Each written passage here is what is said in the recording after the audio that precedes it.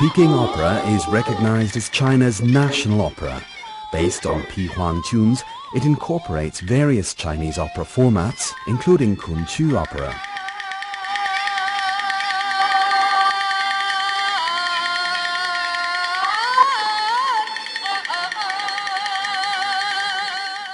In the mid-19th century, the coalescent performing art of Peking opera, which integrates singing, reciting, dancing and martial arts, finally came into being. One milestone on this path was the entry of the four great Anhui troops into Beijing in 1790. Peking opera has well-established standards and forms for its music, script, performance and stage design. It can be performed in various rhythms, such as free rhythm, adagio, moderato, allegro and smooth rhythm. Major accompanying instruments for wanchang or non-martial plays are strings like jinghu, yueqin and xianze, supplemented by pipes like suona and dize.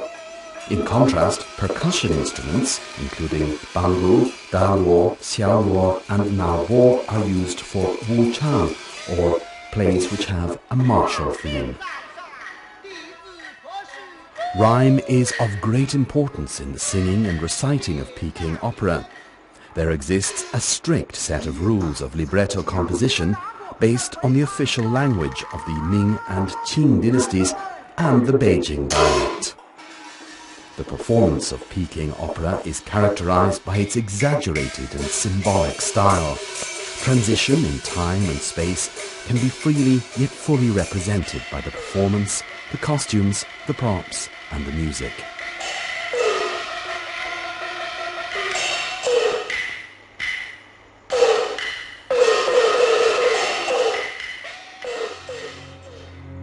Costume and headdress are both delicate yet also flamboyant. Facial makeup highlights the character's personality and social identity with exaggerated symbols, patterns and colors.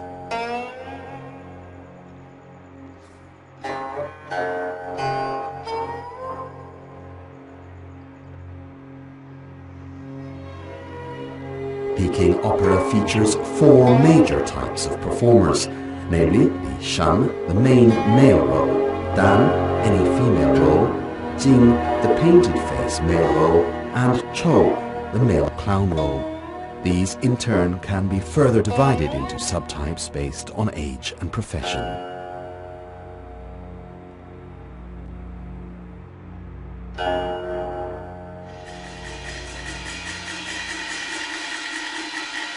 Singing and dancing are equally important for Peking opera. Performers have to follow the established format of movements of hands, eyes, body and feet, as well as integrating their own feelings.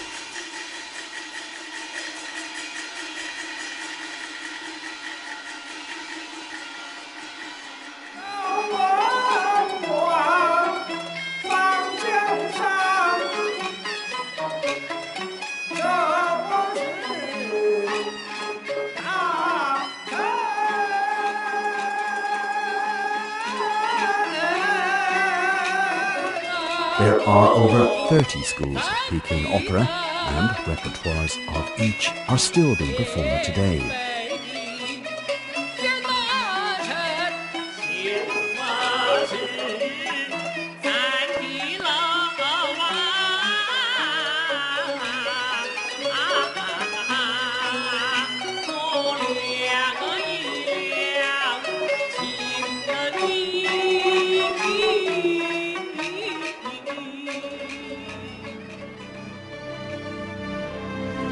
Performance style named after Mei Lanfang, the founder of the Mei School of Peking opera, is regarded as the most representative of China's opera performance styles.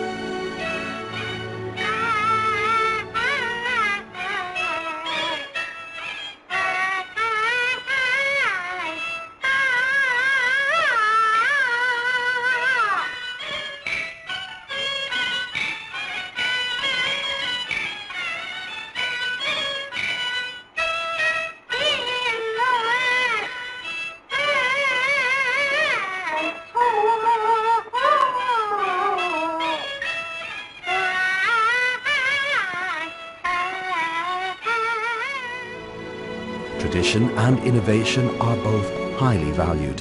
Today, Peking opera is still being passed down from generation to generation by oral teaching, which inspires true understanding within. Many young people are trained by their elder relatives at home or by teachers at school.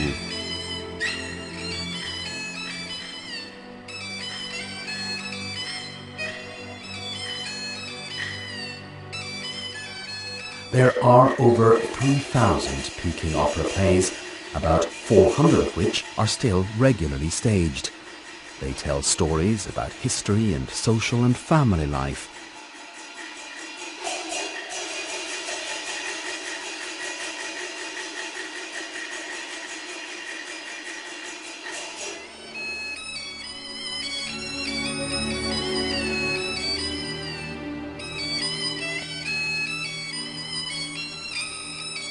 Being informative and entertaining, Peking opera is enjoyed by people of all social classes. As the torchbearers and practitioners of the art, China's Peking opera troupes are continuously collecting traditional plays and compiling new ones, all the while enriching content and performance techniques. Social awareness of the art has been raised through tours, on-campus shows and international exchanges. Peking opera is performed not only on the stage, but also in parks, backyards and living rooms, and of course there are audio and video recordings. Peking opera is an integral part of life for a large number of amateur performers and fans. The general public has greatly contributed to its inheritance and development. Peking opera has become a cultural bond linking Chinese people both at home and abroad. It helps to strengthen cultural identity. Peking opera can enhance world cultural diversity and promote the public's understanding of traditional culture and its respect for classic art. The Peking Opera Steering Committee has been established by China's Ministry of Culture to safeguard Peking opera with supportive policies. In recent years, over 500 hours of selected videos of China's Peking opera have been recorded and published, where the essence of traditional Peking opera has been comprehensively documented. In 2006, Peking opera was included amongst the first group of national intangible cultural heritage to be listed. By 2008, 15 Peking opera arias had been included in the textbooks for elementary and high school students by China's Ministry of Education. Peking opera, a precious heritage and classic art form, represents the highest level of traditional Chinese operas and expresses the aesthetic ideals of the Chinese nation. It is a precious, intangible cultural heritage of all humanity.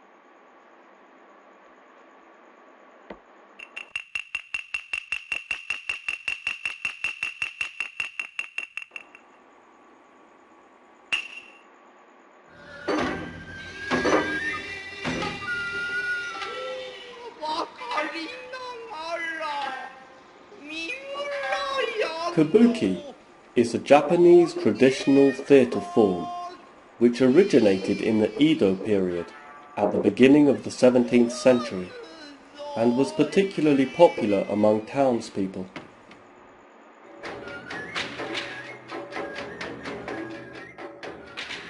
After 1868, when Japan opened up to Western influences, actors strove to heighten the reputation of Kabuki among the upper classes and to adapt the traditional styles to modern tastes.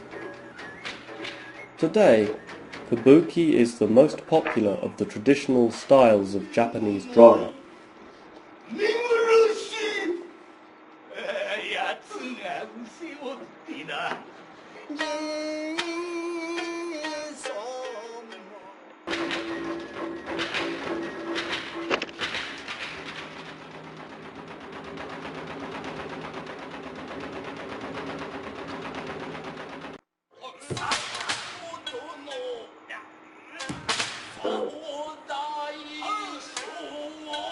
Important characteristics of kabuki theatre include its particular music, costumes, stage devices and props, as well as specific plays, language and acting styles, such as the mire, in which the actor holds a characteristic pose to establish his character.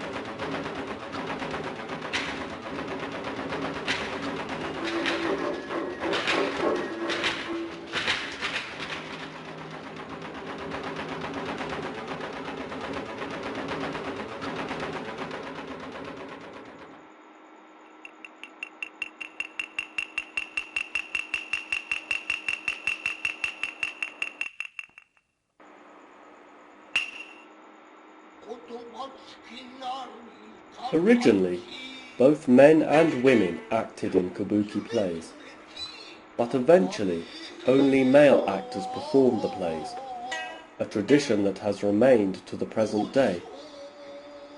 Male actors who specialize in women's roles are called onagata. Two other major role types are aragoto, rough style, and wagoto, soft style. The actors speak in a monotone voice and are accompanied by traditional instruments.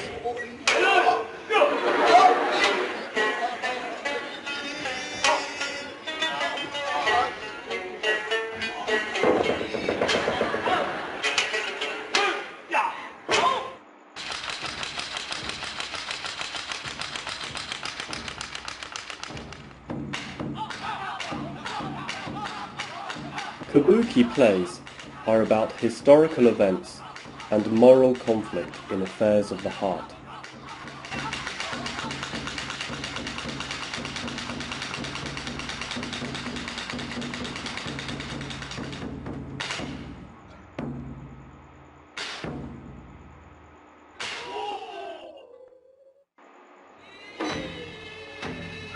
The kabuki stage is equipped with several devices, such as revolving stages and trapdoors, through which the actors may appear and disappear.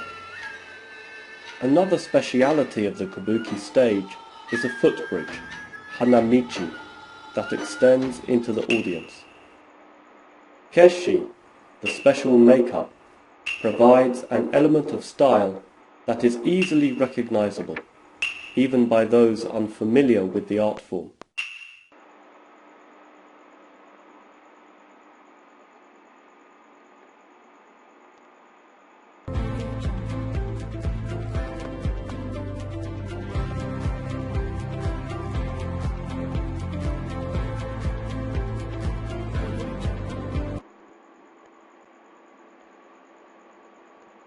Renowned for its elaborate puppets and complex musical styles, the ancient wayang form of storytelling originated on the Indonesian island of Java. For 10 centuries, wayang flourished at the royal courts of Java and Bali, as well as in rural areas. Today, wayang is practiced not only on Java and Bali, but also on the islands of Lombok, Madura, Sumatra and Borneo, where various local performance styles and musical accompaniments have developed.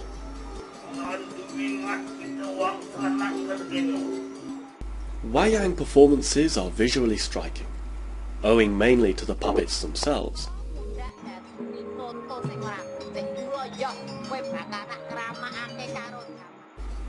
Although these carefully handcrafted objects vary considerably in size, shape and style, two principal types prevail.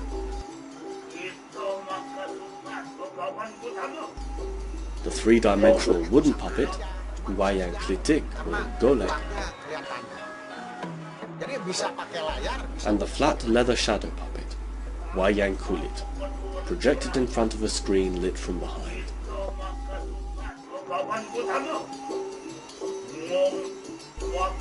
Both types are characterized by stylized costumes and facial features, and articulated body parts.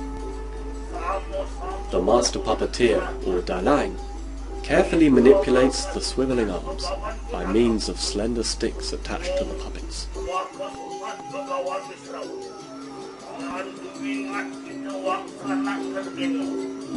In the past, puppeteers were regarded as cultivated literary experts who transmitted philosophical, moral and aesthetic values through their art. The words and actions of comic characters representing the common man have provided an acceptable vehicle for criticizing sensitive social and political issues, and it is believed that this special role may have contributed to wayang's survival over the centuries. Wayang stories borrow characters from indigenous myths and ancient Indian epics, while heroes from famous Persian tales feature prominently in the distinctive narrative styles developed in Java and Lombok. Spectators of all ages are passionate about the performance.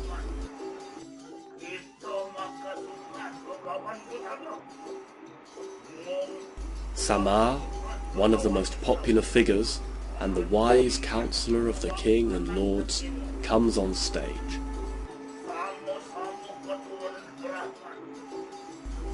A choir accompanies the performance with its singing. Samar crosses the stage. Samar is an important figure present in all performances. The music helps to create different atmospheres appropriate for each scene. Thanks to his master's skills, Karang is able to dance to the rhythm of the orchestra, which is conducted by the dalang, using a little bell and a small drum. The Korokora demon and Vishnu come on stage.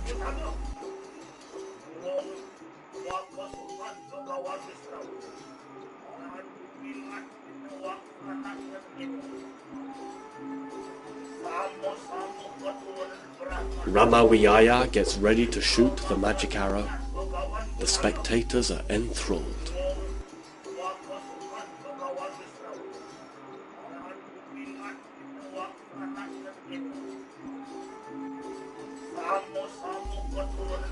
The Rarono demon is hit by the arrow.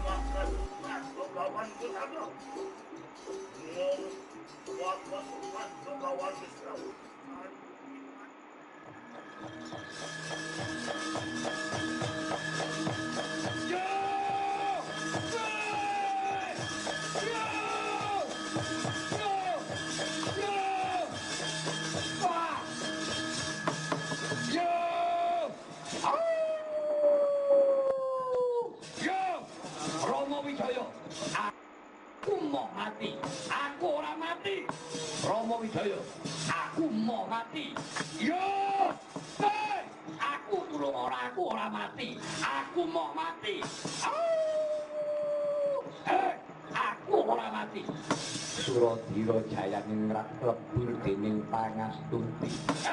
Rama Wijaya, aku mau mati. Aku ora mati. Aku ora mati. Suradira Jayaningrat lebur dening pangastunti. Aku mau mati.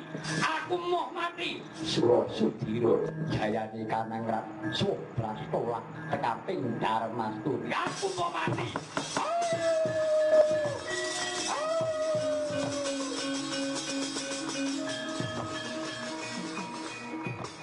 Nagpayong.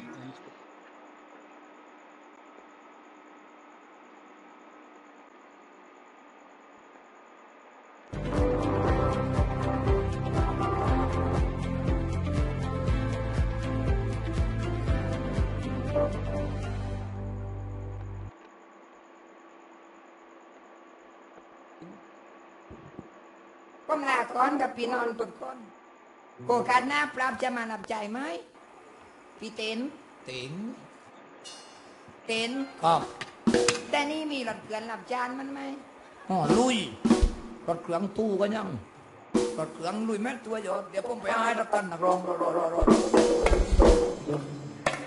เอาไปส่งนักร้องเฮ้ย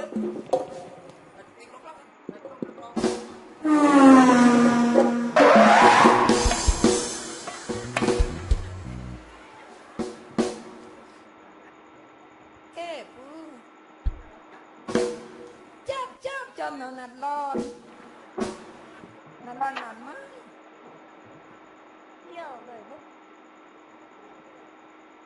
ไม่ทำคนให้กับไปว่าเป็นนักร้องให้พ่อไปท่องกับบ้ามาได้นะกูเลยมาปกติตัว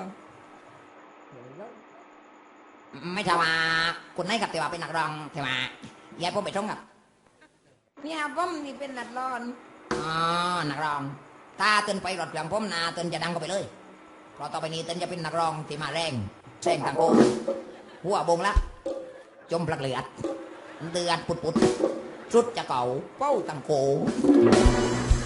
อย่าเล่นแบบนั้นแล้วผมเจียวลอยไหม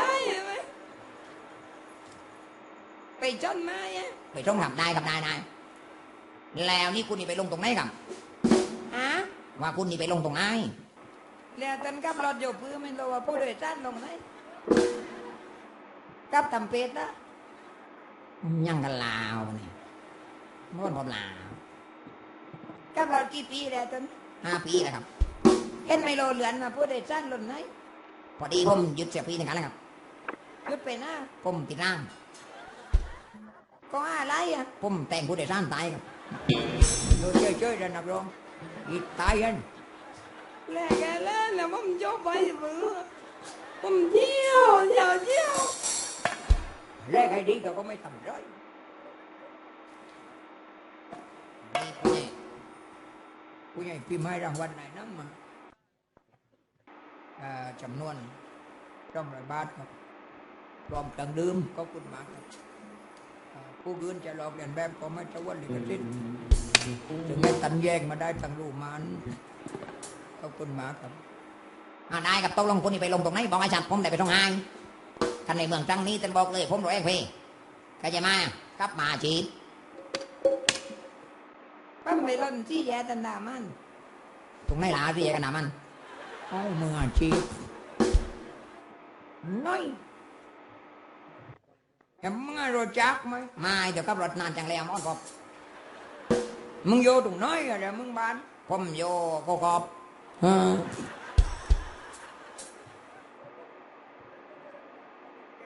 นี่เราไม่จ่ายอย่างเดียวกันเลยไม่ก็กอบมันติดจากมันสั่งเนาะ